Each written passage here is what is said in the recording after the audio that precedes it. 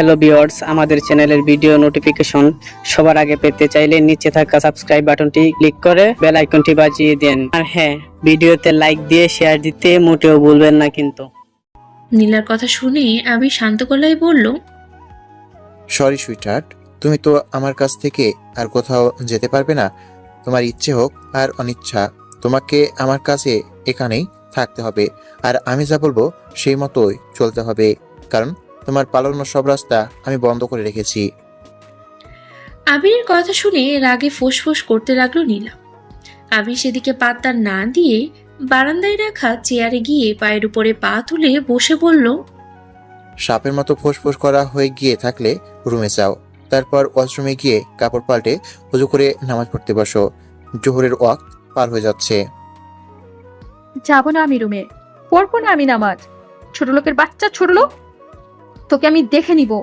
এরকম শুধু তোর কাছ থেকে রক্ষা পেয়ে যাই একবার, তারপর বুঝবি এই নীলা কি জিনিস। নীলার মুখে ছোট লোকের বাচ্চা কথাটা শুনে মাথায় রক্ত উঠে গেল আবিরের। আবির চেয়ার ছেড়ে দৌড়ে এসে নীলার চুলের মুঠি ধরে বলল, আজকে একবার শুনলাম তোর মুখের এ ভাষা, দ্বিতীয়বার এ ধরনের ভাষা শুনলে তোর জিভ টেনে ছিঁড়ে ফেলবো আমি। ভুলে যাস না আমার বাবা তোর শ্বশুর হয়। কথাটা মনে রাখবি তো ভালো, নাইলে তুই ভাবতেও পারবি না তোর আমি কি হাল করব। আর একটা কথা কান খুলে শুনে রাখ নীলা, এই বাড়িতে যদি তোকে আমি খুন করেও ফেলে রাখি কেউ জানবিও না। তাই আমি যেভাবে বলবো সেভাবে চলবি, নাইলে তোর জন্য মোটেও ভালো হবে না। কথাগুলো বলেই নীলাকে ধাক্কা দিয়ে ছেড়ে দিল আবির। নীলা বুঝতে পারলো আবিরের কথা শোনা ছাড়া ওর আর কোনো উপায় নেই, তাই বাধ্য হয়ে নাক ফুলিয়ে ঘরে চলে গেল। ঘরে গিয়ে সারা রুমটাকে চোখ বোলানো নীলা। রুমটা অনেক সুন্দর করে সাজানো গোছানো ও পরিপাটি, কিন্তু তবুও নীলার পছন্দ হলো না। কারণ নীলার তো দালান কোঠায় থেকে অভ্যাস, এমন টিনের ঘরে নয়। একটু পরে রুম থেকে বেরিয়ে আবিরের সামনে এসে রাগী গলায় নীলা বলল, আমি গোসল করব। গোসল করবে ভালো কথা, তো তোমায় ধরে রেখেছে কে শুনি? সামনে তো আশ্রম আছে, গোসল করো গিয়ে, আমাকে বলার কি আছে? গোসল করে পরবো কি আমি? আমার ড্রেস কোথায়? ও তাই বলো, আমি তো অন্য কিছু ভেবেছিলাম। আচ্ছা চলো আমার সাথে। কথাটা বলেই নীলার হাত ধরে নিয়ে রুমে গেল আবির। তারপর আলমারি খুলে নীলাকে বলল, এখানে তোমার জন্য অনেক জামা কাপড় আর শাড়ি রাখা আছে, যেটা খুশি পরতে পারো। ইস, এগুলো জামা কাপড় হলো? সবগুলো তো কেমন ঢিলে ঢালা ছোট লোকদের পোশাক। আমি জিন্স আর ফতুয়া পরবো।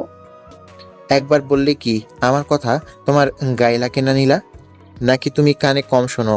তোমায় আমি কাল রাতে বলেছি না যে তোমার আর ওইসব জামা কাপড় পরা চলবে না, তোমাকে এগুলোই পরতে হবে এখন থেকে। তা না হলে কিছু না পরেই থাকো আমার সামনে, কোনো সমস্যা নেই। কথাটা বলেই বাঁকা হাসলো আবির।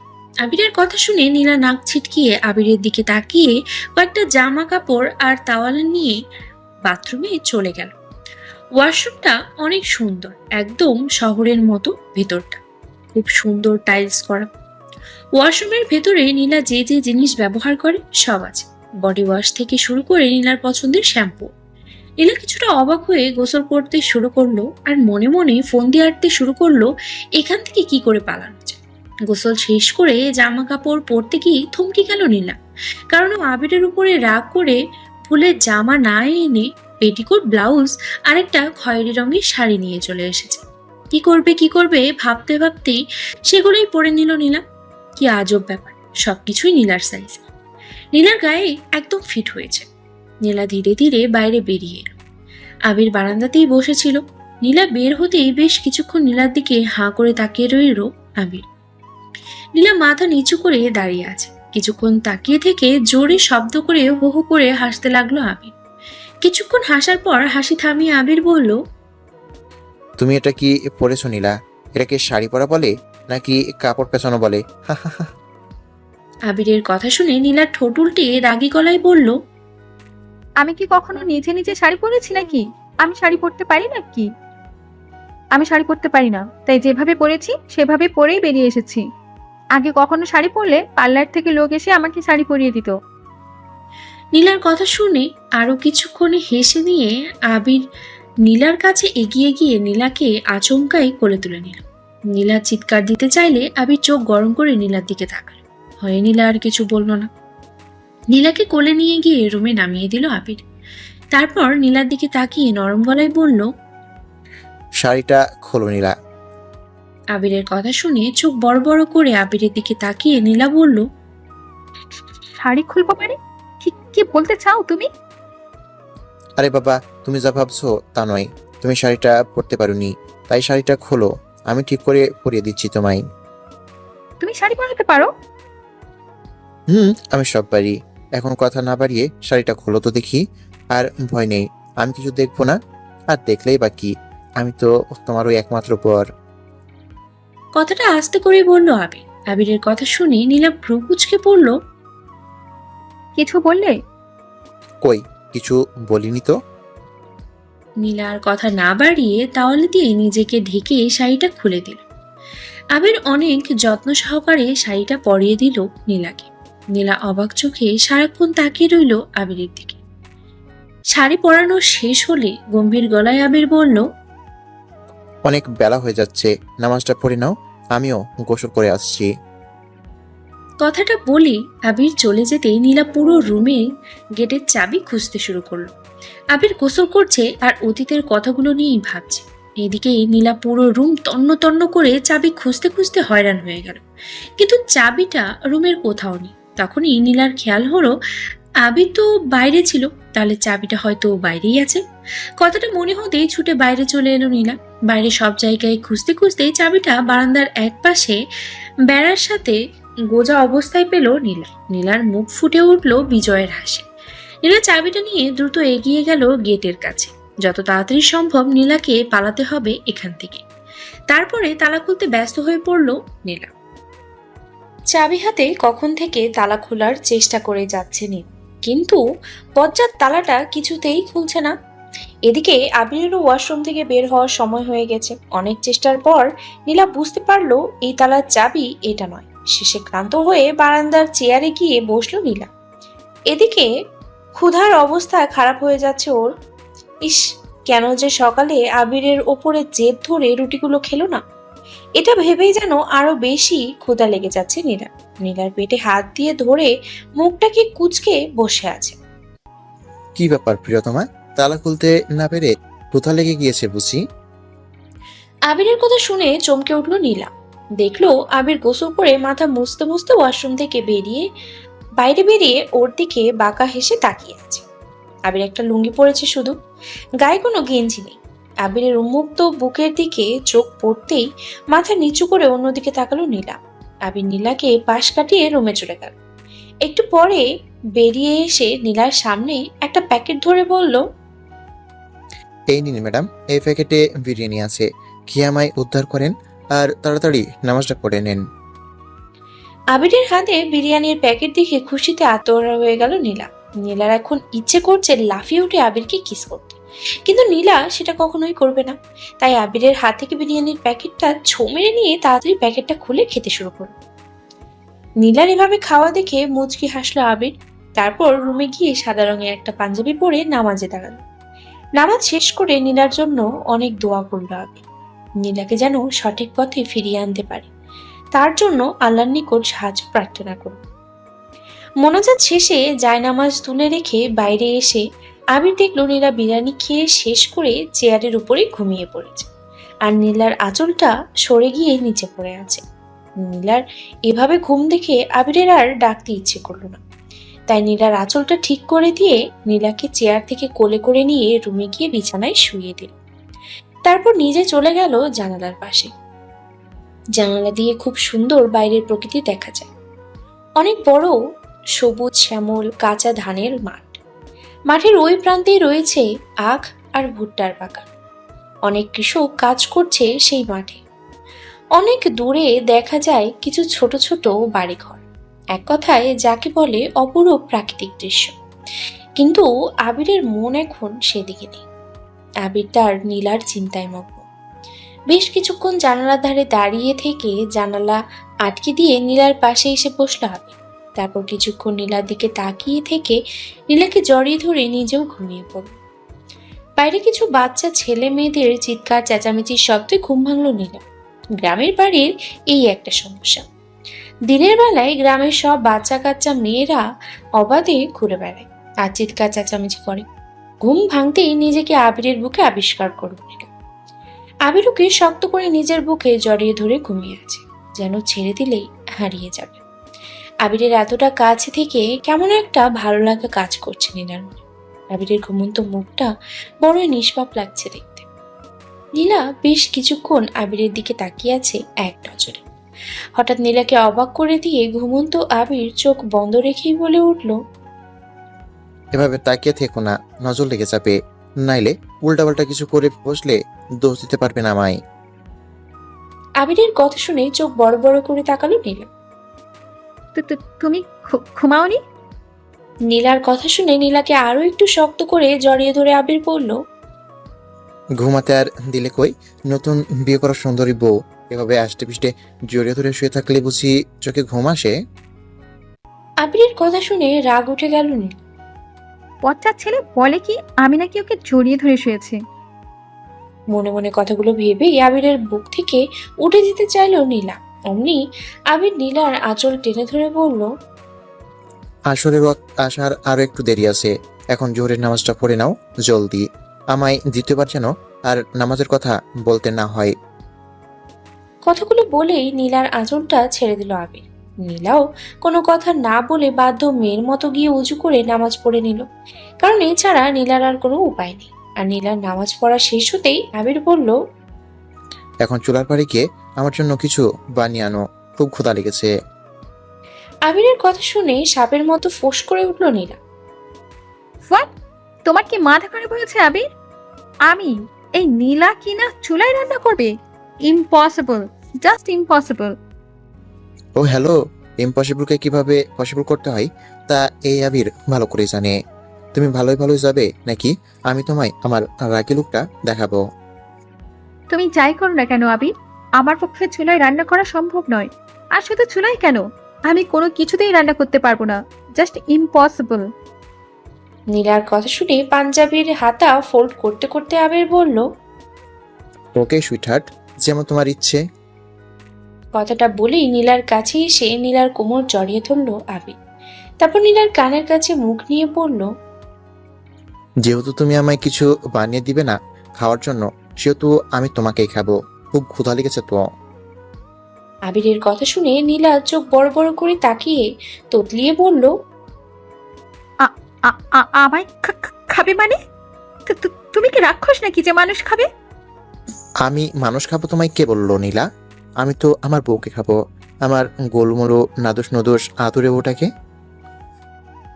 দেখো আবির, আমি কিন্তু চিৎকার করব। তুমি সত্যি একজন রাক্ষস হয়ে গেছো। সে তুমি আমায় যাই বলো সুইটহার্ট, আমি তো তোমায় আজকে খাবোই। তোমার গোলমোলো গাল দুটো দেখেই কেমন ক্ষুধা বেড়ে যাচ্ছে আমার, মনে হয় খুব ইয়াম্মি লাগবে। আবিরের কথা শুনে এবার ভয়ে গলা শুকিয়ে গেল নীলা। এরপর আবির কেমন করে তাকিয়ে নীলার গালের দিকে এগিয়ে আসছে, এটা দেখেই নীলা একটা চিৎকার দিল। আমি রান্না করব আবির, তুমি যা বলবে আমি তাই রান্না করব, প্লিজ আমায় খেও না। চোখ বন্ধ করে কথাগুলো বলল নীলা। আবির নীলার অবস্থা দেখে মুচকি হাসল। তারপর নীলার গালে একটা চুমু এঁকে দিয়ে বলল, ফাগলি, চোখ খোলো আর তাড়াতাড়ি আমায় কিছু একটা বানিয়ে দাও, খাবো। ভীষণ ক্ষুধা লেগেছে। বিরিয়ানি এনেছিলাম দুজনে খাবো বলে, কিন্তু একটা রাক্ষসী একাই সব খেয়ে নিয়েছে। এই নিরীহ ছেলেটা কি খাবে একবারও ভাবেনি রাক্ষসীটা। গত 1 ঘন্টা যাবৎ ময়দা মাখার চেষ্টা করছে নীলা। নীলার সারা মুখে হাতে গলায় ময়দার ছড়াছড়ি। আবির পাশেই চুপ করে বসে থেকে মুখ টিপে হাসছে। 1 কিলো ময়দার মাঝে 1 জগ পানি ঢেলে দিয়ে ময়দাটাকে সাদা পানি বানিয়ে ফেলেছে নীলা। এখন কি করবে সেটা বুঝতে না পেরে মাথায় হাত দিয়ে বসে আছে নীলা। হঠাৎ কানে কারো হাসির শব্দ যেতেই আবিরের দিকে অগ্নির দৃষ্টিতে তাকাল। নীলা তাকালেই আবির আর নিজের হাসি তাকে আটকে রাখতে পারল। হাসতে হাসতে উঠোনে চলে গেল আবির। ওহ নীলা, তোমায় কি সুইট লাগছে দেখতে, একদম তেঁতুল গাছের ফেটনির মতো। তোমাকে দেখে তো আমার হাসি থামছেই না। কি? তুমি আমায় কি বললে আবির? আমি তেঁতুল গাছের পেতনি? আমি তেঁতুল গাছের পেতনি হলে তুমি গাব গাছের ব্রহ্মদৈত্য। তা তো দেখেই বোঝা যাচ্ছে। কে কি নিজেকে একবার আয়নায় দেখে আসো, তাহলেই বুঝবে। আবিরের কথা শুনে রাগে ফোঁস করতে করতে রুমে গিয়ে আয়নার সামনে দাঁড়ানো নীলা নিজেকে দেখে যেন নিজেই চিনতে পারছে না। একদম সাদা পেতনির মতো লাগছে ওকে, ময়দার কারণে। রাগে আগুন হয়ে শাড়ির আঁচলটা কোমরে গুজে বাইরে এলো। আবির এখনো হেসেই চলেছে আগের মতো করে। নীলা এসে কোনো কথা না বলে ময়দাগুলো রাখা বাসনটা নিয়ে ডাইরেক্ট ছুঁড়ে মারলো আবিরের উপরে। আবিরের ময়দা মাখা পানি দিয়ে মাখামাখি হয়ে গেল সারাসরি। সাথে করে আবিরের হাসিটাও থেমে গেল। কিন্তু নীলা আবিরের অবস্থা দেখে এবার হাসিতে গড়াগড়ি খেতে লাগলো। হাসি যেন থামছেই না নীলা। হাসতে হাসতে আবিরের সামনে এসে দাঁড়ালো নীলা। হাসো হাসো, এখন হাসো। আমাকে তেঁতুল গাছের পেতনি বলেছিলে না, এখন নিজেকে দেখো কেমন লাগছে। নীলার কথা শুনে আর হাসি দেখে আবির এক ঝটকায় নীলাকে নিজের বুকে নিয়ে নিল। আবিরের শরীরের ময়দা মাখা নীলার শরীরের সাথেও লেগে গেল। সাথে করে নীলার হাসিও থেমে গেল। কি হলো সুইটহার্ট, হাসি থামালে কেন? হাসো, বেশি করে হাসো। তোমাকে দিয়ে যেহেতু কোনো কাজ হবেই না, তুমি একটা অপকর্ম ঠিকই, তখন তোমার কাছ থেকে খাবার পাওয়ার আশা করাটাই বৃথা। খোদা ইচ্ছে তো করছে তোমাকে চিবিয়ে খেয়ে ফেলি। তুমি আমায় কি বললে আবির? আমি অকর্মার ঢেকি? আমাকে খেয়ে ফেলতে ইচ্ছে করছে তোমার? তো এতই যখন অপছন্দ করো আমায় তুমি, তাহলে আমায় এখানে জোর করে ধরে রেখেছো কেন? মুক্তি দাও আমায়। তোমাকে জাস্ট আমার অসহ্য লাগে আবির, অসহ্য। নীলার মুখে কথাগুলো শুনতেই নীলাকে ছেড়ে নীলার গালে সজোরে একটা থাপ্পড় মেরে দিল আবির। তারপর নীলার গাল শক্ত করে চেপে ধরে বলল, হ্যাঁ, ঠিক ভেবেছিস তুই নীলা। আমি তোকে অপছন্দ করি তোকে, কিন্তু তবুও তোকে আমি আটকে রেখেছি কেন জানিস? কারণ আমার জীবনের সুখগুলো যেভাবে কেড়ে নিয়েছিস তুই, ঠিক সেইভাবেই তোর জীবনটা বিষে তুলবো আমি। কথাগুলো বলেই নীলাকে হালকা ধাক্কা দিয়ে ছেড়ে দিয়ে হনহনিয়ে ওয়াশরুমে চলে গেল আবির। নীলা চুপ করে দাঁড়িয়ে আবিরের চলে যাওয়ার দিকে তাকিয়ে রইল। আমি তোমায় ভালোবাসি নীলা, খুব বেশি ভালোবাসি আমি তোমায়, কিন্তু একই সাথে আমি তোমাকে ঘৃণাও করি। পৃথিবীতে আমার ঘৃণা ও ভালোবাসা দুটো একসাথে পাওয়ার যোগ্য যদি কেউ থাকে, সে হচ্ছে তুমি নীলা, আর কেউ নয়। তুমি আমার কাছ থেকে আমার মাথার উপরের ছাদের মতো আমার বাবাকে কেড়ে নিয়েছো, আমাকে জেল খাটাতে বাধ্য করেছো বিনা দোষে। পুরো কলেজের সামনে আমায় তুমি চোর বানিয়ে ছেড়েছো নীলা। তোমাকে তো আমি এত সহজে ছাড়বো না, তিলে তিলে কষ্ট দিয়ে মারবো তোমায় আমি। তবে সেই কষ্টের মাঝেও মিশে থাকবে তোমার প্রতি আমার ভালোবাসা। তোমাকে আমি ভালো ও সঠিক পথে আনবো। ওয়াশরুমে শাওয়ারের নিচে দাঁড়িয়ে কথাগুলো ভাবছিল আবির, আর নীরবে চোখে জল ফেলছে। একটু পরে ওয়াশরুম থেকে বের হতেই নীলা আবিরকে এক নজর দেখার সাথে সাথে জোরে একটা চিৎকার দিয়ে নিজের মুখে ঢেকে অন্যদিকে ঘুরে দাঁড়াল। আ আ আ আমি কিছু দেখিনি। এই মেয়ে, এমন ষাঁড়ের মতন চিৎকার করছো কেন? আর কি দেখোনি তুমি? কেমন ছেলে মানুষ তুমি আবির? একটা মেয়ের সামনে শুধু তাওয়াল পরে বাইরে আসতে লজ্জা করে না তোমার? ছি ছি, আমি কিছু দেখিনি। ও বাবা, তোমারও আবার লজ্জা আছে নীলা? তুমি যে লজ্জায় মুখ ঢেকে অন্যদিকে ঘুরে দাঁড়িয়ে আছো, যে মেয়ে কিনা বান্ধবীদের সাথে বাজি ধরে একটা সাধারণ ছেলের সাথে প্রেমের নাটক করে তার জীবন নষ্ট করতে পারে, তার আবার লজ্জাও থাকে। সত্যি আমায় হাসালে তুমি। কথাগুলো কঠিন গলায় বলে নীলাকে পাশ কাটিয়ে চলে গেল আবির। আবিরের কথাগুলো যেন নীলার গায়ে কাটার মতো বিচ্ছে। নীলা ভেবেছিল আবির ওর কাছে এসে বলবে, তুমি তো আমার বউ, আর বউয়ের সামনে এভাবে আসলে ক্ষতি কি? কিন্তু আবির তেমন কিছুই বলল। হঠাৎ নীলা খেয়াল করলো ওর চোখ থেকে এক ফোঁটা পানি গড়িয়ে পড়লো নিচে। নীলা চোখের পানিটা তাড়াতাড়ি মুছে ফেলল। একটু পরে আবির একটি টাওয়াল আর একটি হাফ প্যান্ট গেঞ্জি পরে আসলো নীলার সামনে। আবিরের ওয়াশরুম থেকে বের হওয়ার আগেই নীলা শাড়ি বদলে একটা সুন্নতি জামা পরে নিয়েছে। নীলা, আমার সাথে এসো। কোথায় যাব? কোথায় আবার? রান্নাঘরে যাবে। আজকে প্রথম, তাই আমি তোমায় রান্না করা দেখিয়ে দেবো, আর তুমি শিখে নিবে। কাল থেকে কিন্তু তোমাকে সব করতে হবে। আবিরের কথার কোনো উত্তর দিল না নীলা। আবিরের পিছু পিছু রান্নাঘরে চলে গেল। আবির একটি হাঁড়িতে পরিমাণ মতো চাউল নিয়ে 3টা ধোয়া দিল। তারপর আঙ্গুল দিয়ে পানি মেপে নীলাকে বুঝিয়ে দিল কি করে ভাতের পানি মেপে দিতে হয়। তারপর ভাতের হাঁড়িটি চুলায় দিয়ে পাশে থেকে পাতলা শুকনো লাকড়িগুলো নিয়ে চুলার মাঝে দিয়ে কয়েকটা শুকনো শোলার সাথে আগুন লাগিয়ে চুলা জ্বালিয়ে দিল আর সবকিছু নীলাকে বুঝিয়ে দিল। নীলাও মনোযোগ দিয়ে সবটা ভালো করে দেখে নিল। ভাত হয়ে এলে চুলার আগুন নিভিয়ে দিল আবির। তারপরে বলল, এরপর আর আগুন জ্বলতে দিলে ভাতটা পুড়ে যাবে, তাই আর আগুন জ্বলতে দিলাম না। একটু পর ভাত নামিয়ে তারপর তোমায় ডিম ভাজতে শিখাবো। আবিরের কথা শুনে নীলা মাথা নাড়িয়ে সায় দিল। তারপর ভাত হয়ে গেলে আবির ভাতের হাঁড়িটা নামিয়ে রেখে আরেকটা হাঁড়িতে কয়েকটা আলু সিদ্ধ করতে দিল। তারপর চুলার বড় একটা শুকনো কাঠের লাকড়ি ঢুকিয়ে দিয়ে নীলাকে দিয়ে ডিম গুলোতে গুলতে দিল।